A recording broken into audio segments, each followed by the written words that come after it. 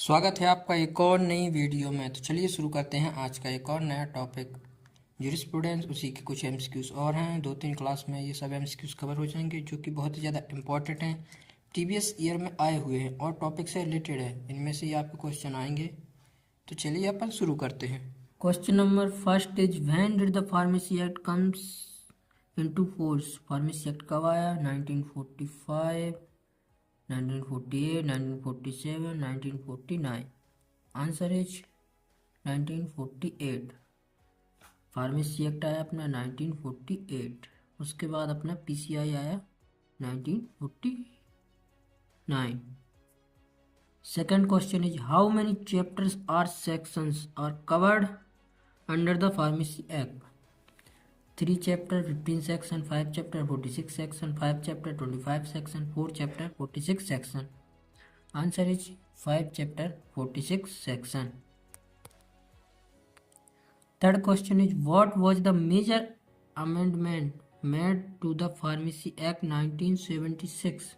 Chapter 5th edition, introduction of State Pharmacy Council, section 42, change related to drugstore, introduction of foreign pharmacy registration। 1976 में एक amendment हुआ जो कि section 42 में था। इस अमेंडमेंट के बाद 1 नवंबर 1980 के बाद यदि आपको ड्रग स्टोर या मेडिकल स्टोर खोलना है तो उसके लिए आपको लाइसेंस की आवश्यकता होगी। What is the primary purpose of the pharmacy act 1948?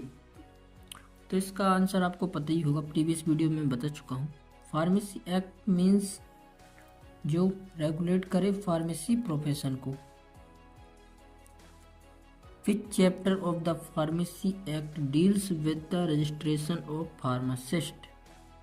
मतलब जो चैप्टर है 5 चैप्टर फार्मेसी में, उसमें फार्मासिस्ट रजिस्ट्रेशन किस चैप्टर में है? चैप्टर 1 अपना है introduction, chapter 2 constitution of PCI, chapter 3 state pharmacy council, chapter 4 registration of pharmacist और चैप्टर 5 में आता है मिसलिनियस। जो बचा है वो चैप्टर 5 में आता है। इसका आंसर है chapter 4। 6 is when was the first pharmacy council of India constituted. तो इसका आंसर मैं बता चुका हूँ 1949।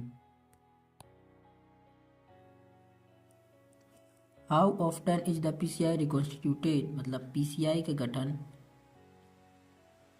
कितने साल में होता है? इसका आंसर है एवरी 5 ईयर। सरकार बनती है उस हिसाब से पीसीआई का भी गठन होता है, स्टेट फार्मेसी काउंसिल का भी गठन होता है 5 साल में। Which members are elected to the PCI from the teaching profession. 6 members elected by UGC, जिसमें से मिनिमम 4 फार्मासिस्ट होने चाहिए। What is the role of the executive committee in the PCI? To observe pharmaceutical research, to supervise drug manufacturing, to administrate the PCI function, to regulate pharmaceutical pricing। तो यहाँ आप देख सकते हैं कि जब PCI की बात हो रही है तो एग्जीक्यूटिव जो कमिटी है वो PCI की है, तो वो क्या करेगी? To administrate the PCI function, तो वो PCI के फंक्शन को ही एडमिनिस्ट्रेट करेगी।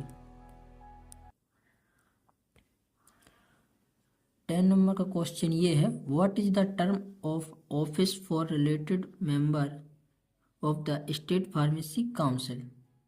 मतलब सेम ही है कि इसका भी 5 ईयर होता है। Who nominates the member of the state pharmacy council? The PCI, the central government, the state government, the president of India. देखिए nominated to member of the state pharmacy council की बात हो रही है तो यहाँ पे अपनी स्टेट गवर्नमेंट आएगी। What is the role of the president of the state pharmacy council? To represent the central government, to overseas pharmacy education, to lead executive committee, to set drug prices. State pharmacy council में जो president होता है वो क्या करता है? To lead executive committee, What type of council can be formed by two or more states by agreements? मतलब कि सीधा है कि जब दो और दो से अधिक स्टेट मिलकर किसी फार्मेसी काउंसिल का निर्माण करते हैं तो वह कौन सी फार्मेसी काउंसिल कहलाती है। तो आप जब जानते हैं जब दो चीज़ मिलती हैं तो वो होती है जॉइंट स्टेट फार्मेसी। आपका आंसर है joint state pharmacy. How many registered pharmacist are elected from each state to the joint state pharmacy council. Joint pharmacy council की बात होती है तो वहाँ पर 2 to 4 होते हैं, मतलब कि हर स्टेट से दो दो फार्मासिस्ट सेलेक्ट किए जाते हैं। Question is who nominates the ex officio member of the joint state pharmacy council. देखिए जब बात हो रही है स्टेट फार्मेसी काउंसिल की तो वहाँ की जो स्टेट गवर्नमेंट होती है, दोनों स्टेट की जो भी जॉइंट फार्मेसी जो भी स्टेट जॉइंट हुए हैं उनकी जो स्टेट गवर्नमेंट होगी वो एक दूसरे से वार्तालाप करके एक्स ऑफिसियो का चयन करती है। तो यहाँ पे हमारे 15 क्वेश्चन हो चुके हैं। अगली वीडियो में और 15 या 20 क्वेश्चन में लेके आऊँगा और जितनी जल्दी हो सके मैं जूरिस्प्रूडेंस को ख़त्म करूँगा और अगले टॉपिक पर अपन बढ़ेंगे। वीडियो पसंद आई हो तो चैनल को सब्सक्राइब जरूर करें। Thank you so much.